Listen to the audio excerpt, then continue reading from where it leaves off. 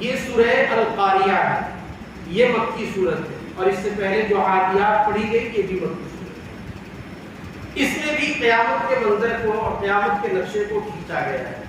قاریہ قرأ یقرأ سے آتا ہے، اور اس کے معنی ہوتے ہیں کھڑکھڑانے، کھڑکھڑاہٹ کی جو آواز ہوتی ہے اس آواز کو کہتے ہیں القاریہ، اور وہ کھڑکھڑاہٹ اتنی تیز اور اتنی بھیانک ہوتی ہے جس سے دل دہل جاتے ہیں۔ کبھی کبھی ڈی جے بجتا ہوا جاتا ہے اور اس کا وولوم تیز ہو تو ایسا لگتا ہے کہ وہ دور میں نہیں بلکہ وہ ہمارے دل میں بج رہا ہے، اور اس کی وجہ سے دل دھڑکتا ہے۔ جب دنیا میں کسی انسان نے اس کو بنایا ہے اور اس کی آواز جو بظاہر من کو لبھانے کے لیے، دل کو بہلانے کے لیے جس آواز کو بنایا گیا ہے، اس آواز میں ایسی کھڑکھڑاہٹ ہے کہ بسا اوقات بیمار آدمی کا دورہ پڑ سکتا ہے۔ جب انسان کے بنائے ہوئے اس آلے میں اتنی کھڑکھڑاہٹ ہے تو جس آواز کو اللہ نے لوگوں کو دہلانے ہی کے لیے بنایا ہے اس کی کھڑکھڑاہٹ کیسے؟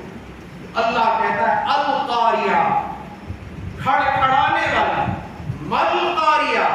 پھر اللہ کہتا ہے یہ کھڑکھڑانے والی ہے کیا؟ پھر اللہ تبارک و تعالیٰ اسی بات کو تیسری بار کہتا ہے وما ادراک مل قاریہ، تمہیں پتا ہے کہ یہ کھڑکھڑا دینے والی ہے کیا چیز؟ ایسی کھڑکھڑاہٹ ہے جو دلوں کی دنیا میں دہشت پیدا کرتی ہے، اور سارے انسان لرزہ پر انداز ہوں گے۔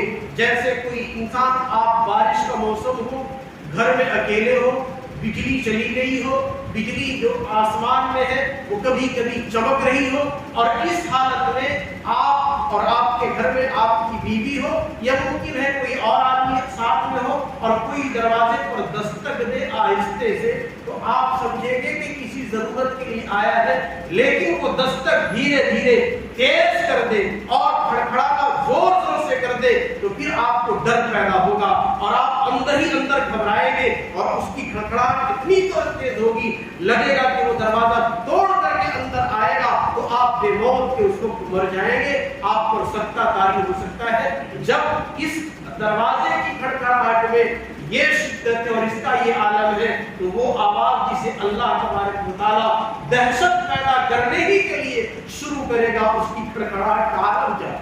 تو اللہ تبارک و تعالیٰ نے 3 بار کہا القاریہ، مل قاریہ، وما ادراک مل قاریہ، کھڑکھڑانے والی۔ اور یہ کھڑکھڑانے والی کیا ہے اور تمہیں پتا ہے کہ یہ کھڑکھڑانے والی کیا ہے؟ یعنی یہ تینوں بات اللہ تبارک و تعالیٰ نے ایک ہی بات کو 3 طریقے سے پیش کر کے اس کی شدت اور اس کی ہیبت کو بتلایا ہے کہ وہ کتنی ہیبت ناک آواز ہوگی جس آواز کو ہم برداشت نہیں کر پائیں گے۔ اس کے بعد اللہ تبارک و تعالیٰ کہتا ہے یوم یکون الناس کالفراش المبثوث، جس دن لوگ بکھرے ہوئے پروانوں کی طرح ہوں گے۔ پروانہ تو جانتے ہی ہوں گے، پروانے کو پتنگا بھی کہتے ہیں۔ جیسے برسات کے موسم میں لائٹیں جلتی رہتی ہے اور اس کے ارد گرد پروانوں کی قطار لگی ہوتی ہے، پروانے اڑتے رہتے ہیں اور اڑ اڑ کر کے اپنی جان گنواتے ہیں اور اپنے آپ کو اس چراغ اور اس شمع میں فدا کر دیتے ہیں۔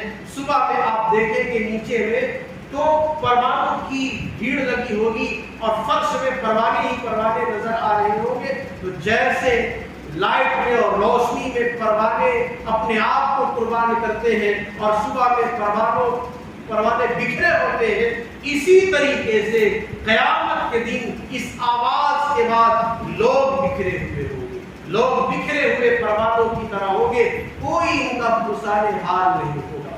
اس کے بعد اللہ تبارک و تعالیٰ کہتا ہے وَتَكُونُ الْجِبَالُ كَالْعِهْنِ الْمَنْفُوشِ، اور یہ بلند و بالا پہاڑ، ہمالیہ، مونٹ ایوریسٹ اور پتہ نہیں احد اور سارے پہاڑ جتنے بھی دنیا میں نامی گرامی بلند بالا پہاڑ ہیں، آسمانوں سے باتیں کرتے ہوئے یا چھوٹے ہوں، سب کی حالت ایسی ہوگی کہ یہ بھنے ہوئے روئی کی طرح ہوں گے، रंगीन ऊन की तरह या धुने हुए रुई की तरह फिजा में उड़ रहे होंगे।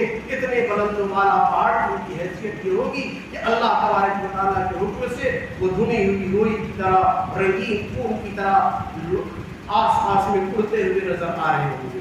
अल्लाह तबारक व तआला आगे कहता है, फ़अम्मा मन सक़ुलत मवाज़ीनुहु फ़हुव फ़ी ईशतिर रादिया।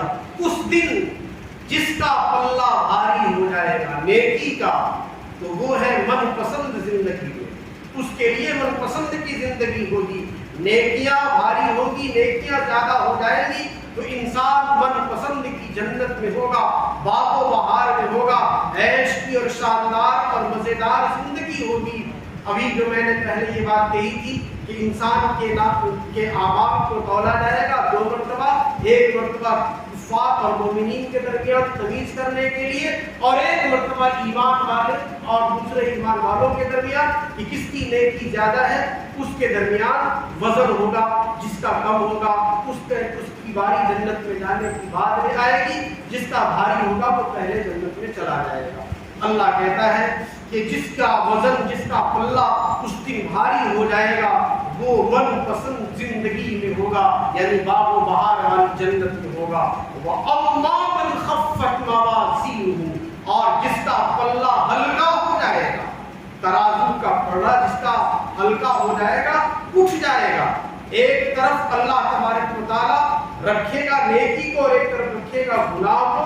गुनाह वाला अगर झुक गया और नेकी वाला उठ गया तब तो मामला खराब हो जाएगा। नेकी वाले को झुकना चाहिए, नेकी वाले वाला पल्ला झुकेगा तब बात बनेगी। अगर गुनाह वाला झुक गया तो फिर मामला हाथ से निकल जाएगा और कोई वहां बचाने वाला होगा नहीं। तो अल्लाह कहता है कि जिसका पल्ला हल्का हो जाएगा फ़उम्मुहु हाविया, तो उसका ठिकाना हाविया है। अब ये हाविया का है क्या है, उसके बारे में अल्लाह कहता है वमा अदराका मा हिया, तुम्हें पता है कि ये हाविया है क्या? नारुन हामिया, ये सुलगती हुई गर्म और तेज तुंद आग है और इस आग में उसे डाल दिया जाएगा। हाविया कहते हैं जहन्नम की सुलगती हुई तेज अंगारों वाली आग को। अल्लाह तबारक व तआला हम तमाम लोगों को जहन्नम की हौलनाकी से, जहन्नम की शिद्दत से और जहन्नम की आग से महफूज फरमा ले। अल्लाह तबारक व तआला हम तमाम लोगों को इखलास नियत के साथ नेकी के काम करने की तौफीक दे और जन्नत में दाखिले वाले अमाल करने की तौफीक इनायत फरमाए। वमा तौफीक इल्ला बिल्लाह।